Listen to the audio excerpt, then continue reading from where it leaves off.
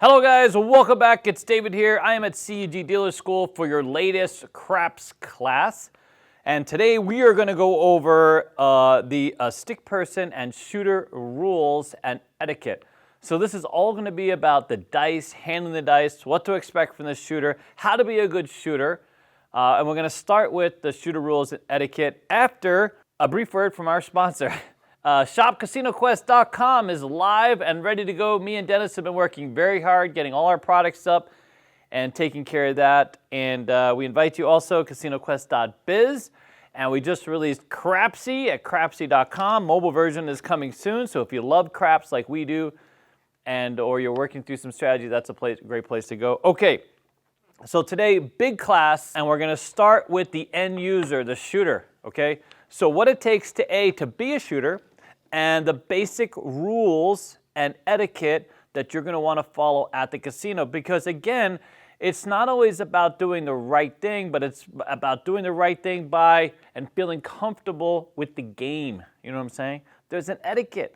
This game is stylistic and classic. And oh my God, back to the class. Okay, here we go.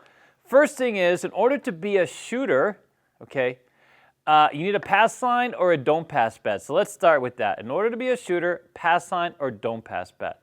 Now, the stick person starts at the top of the class. Top of the class is right here, and then we'll offer the dice to people around the table. Now, when you step up to the game, the dice might have already started top of the class and be around on the other side, whatever the case is, wherever you are, but it'll finally get around to you. It'll go clockwise. What we hate is if you try to jump shooters, bad etiquette. If you try to step up to a game and try to jump ahead of where the next shooter might be, that person may be upset because they've been waiting to shoot the dice.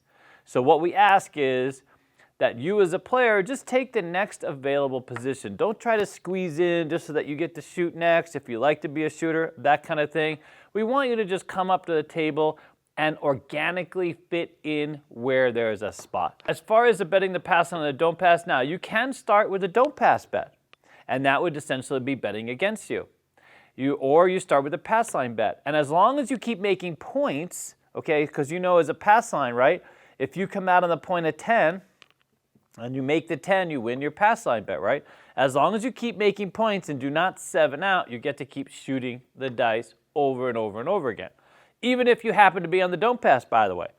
So if you're on the don't pass and you don't want to make your point and you win on a 7 out, you still lose the dice because you 7 out, okay? So pass line or don't pass in order to shoot the dice. Now also, you can have a designated shooter step in for you. So if you decide that you don't want to shoot the dice yourself, you don't feel you're confident as a shooter, you can have someone step up to the game and shoot instead of you. And again, so that person would shoot, and then you wouldn't be able to shoot. Okay, so that's never a problem. Where, you know, stick people at games, we love when people bring their own lucky charms to shoot the dice, never a problem. Okay, so let's go over the basic tenets of being a shooter, how to handle a dice, what are the big no-nos, this kind of thing. First of all, this is craps, not Monopoly. You only grab 2 dice from the stick, not all 5. I've seen people grab all 5, throw them down. I've actually seen a woman grab all 5 and take off. She thought I was passing her a souvenir from the casino. She actually reached in, grabbed all 5, and just started walking off. The casino let her take the dice, believe it or not. She was very sweet about it. She had no idea. She's like, oh, those are for me? Yeah, enjoy. Have fun. Take those upstairs. So here's the thing. These dice are not cheap, by the way. So these are serialized, acrylic, 19 millimeter dice. Nowadays, the casinos get these dice that are very sharp. Okay, they're certified AAA, high quality dice, and you can find them at ShopCasinoQuest.com. Just so you know. There you go. Okay, so here's what happens: a stick person will once you're designated as the shooter, they're going to pass a stick of 5, maybe sometimes 6. A few casinos that will pass you 6. You go ahead and grab 2 dice. Just push 2 dice away. Grab any 2 from the stick that you like, okay? Now, the stick person, give the stick person a chance to retrieve the other 3 dice, okay? Don't just pick up your 2 and whip them down to the other side. It takes a second, so be nice. That's an etiquette thing. Be nice, let the stick person retrieve the rest, put them in their bowl, okay?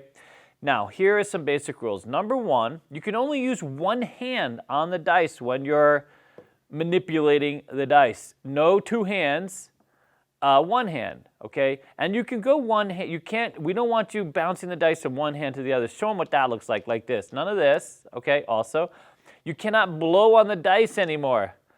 There you go. No blowing on the dice because COVID happened, so there's no more blowing. Nobody wants your biologic material on the dice. And you can't hold the dice back beyond the layout. So you can't hide the dice in any way or take it outside of the tub, okay? We want the dice always have to be over the table, and they always have to be in the view of the stick person. So if the stick person, if you pick up the dice and palm the dice like this, show them, the stick person might ask you to set them down so they can see it's the same dice. They might even bring them back into the middle of the table and check and make sure it's the same dice. Now, casinos have a lot of ways of checking and verifying that it's their dice. So first of all, you'll see the serial number right here on the sixes, okay? They're all serialized. And then, of course, the casinos usually have a logo stamped on the dice. They even have a secret glow-in-the-dark pip. So one of these pips on one of the die will actually glow in the dark. They'll hold it under a UV light, and they'll see right away that it's theirs. And there's some other security protocols as well that are kind of like hidden, so you wouldn't know. It's been a long time since people, I think, have tried to really mess with the dice itself because there's so many protocols in place. It's a bit tough. But it used to happen more often, not so much now. But anyways, okay. So here are some basic other sort of protocols for managing the dice. Casinos will vary in terms of a few things. Number one, practice rolls. Some casinos you cannot take practice. Show them what a practice roll looks like, Dennis. That's a practice roll. That would be no roll. You'll hear the stick person say, no roll, Dennis, no roll, okay? You cannot stack the dice at a lot of casinos. Show them what's stacking the dice. That's stacking the dice. And the reason for that is if you stack it a little bit harshly, they're afraid that the acrylic might crack, the dice might not be so AAA anymore. I've actually never seen that happen. I've never seen a die crack. But just to be on the safe side, some casinos do not allow you to stack. And then there's setting. So those of you out there who like to set the dice, which I like to set the dice and throw them myself, casinos have a few policies. One is some casinos will have a sign on the game that says no setting at all. You're only allowed to pick them up the way that you get them and throw the dice, okay?